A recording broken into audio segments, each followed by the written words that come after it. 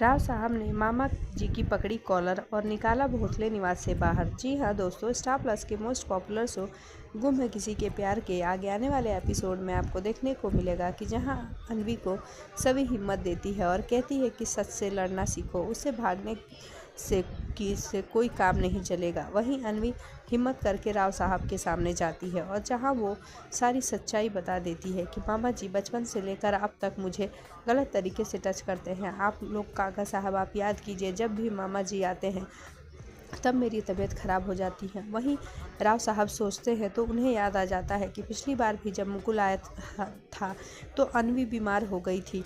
और वहीं अवनी इस तरह से सारी बातें राव साहब को बताती है और राव साहब को एक एक करके उसकी बातों को ध्यान देने लगते हैं। तभी मामा उसको दूसरी तरफ घुमाने की कोशिश करते हैं और ये कहते हुए नज़र आते हैं कि अवनी बेटा, तुम मेरे पे ऐसा घटिया इल्ज़ाम कैसे लगा सकती हो। वहीं अवनी को ऐसा लग जाता है कि मामा अपनी बातों में अक्का साहब को फंसा लेंगे। राव साहब तो अवनी की बातों पे यकीन भी करेंगे लेकिन अक्का साहब नहीं।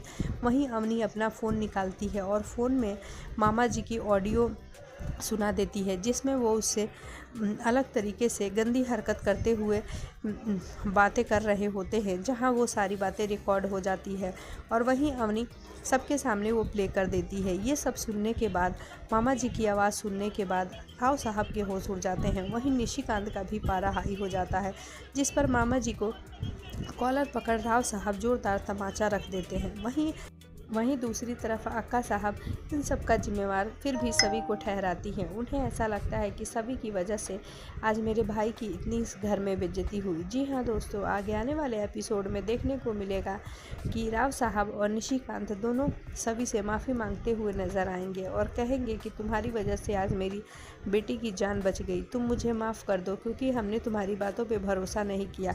वहीं राव साहब का इस तरह अपने आगे हाथ जोड़े देख सभी का दिल पिघल जाएगा और वो ये कहते हुए नजर आएगी कि सर, मैंने अवनी के लिए ये सब किया है, मैंने कुछ महानता नहीं की है जिसके लिए आप लोगों को हाथ जोड़ना पड़े। जी हाँ दोस्तों।